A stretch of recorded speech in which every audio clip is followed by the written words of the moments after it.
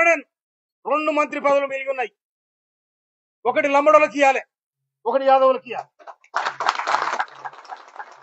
ఒకటి గిరిజన మంత్రి సీతక్క ఉంది, ఆదివాసి బిడ్డ.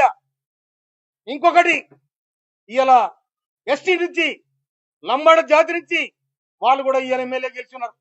వాళ్ళ మీ ఇష్టం వచ్చినట్టు ఇవ్వండి, వర్క్ చేయండి. 106 గ్రామాలలో ఇవాళ లంబాడ జాతి బ్రహ్మాండంగా కాంగ్రెస్ పార్టీకి ప్రమాదం పట్టిరు. అదేవిధంగా యాదవులు, ప్రతి ఊర్లో యాదవులు ఉన్నారు. అందుకే 2 మంత్రి పదవులు మిగిలి ఉన్నాయి.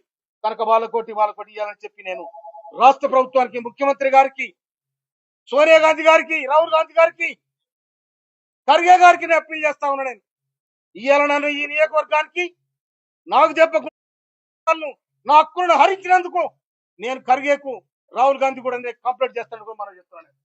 అందుకోసమనే నేను మీ కాళ్ళ చేతులలో కాలు పట్టుకొని నిలబట్టుకొచ్చాను కాదు. నేను కష్టజీవిని, తెలంగాణ పోరాట యోధుని. నేను తిండి లేక తిప్పలేక తెలంగాణ సోనియా గాంధీ ఇచ్చింది కాబట్టే ఇలా హీరోలమైన, లేకపోతే అంత జీరోలే. అందుకోసమనే సోనియా గాంధీ ఎందుకోసం వచ్చింది? మా మీద పెత్తనం చేయాలని మీకు ఇయ్యలే. మీ అంతా మీరు బతుకుని మీ రాజ్యం మీరు చేసుకోండి, వాడు ఎస్సీలు ఉంటే వానికి ఎవరికి అవకాశం వాడు చేసుకోమని చెప్పింది. కానీ ఇవాళ మా మీద మీ పెత్తనం ఏంటి? మా మీద మీదులు ఏంటిది?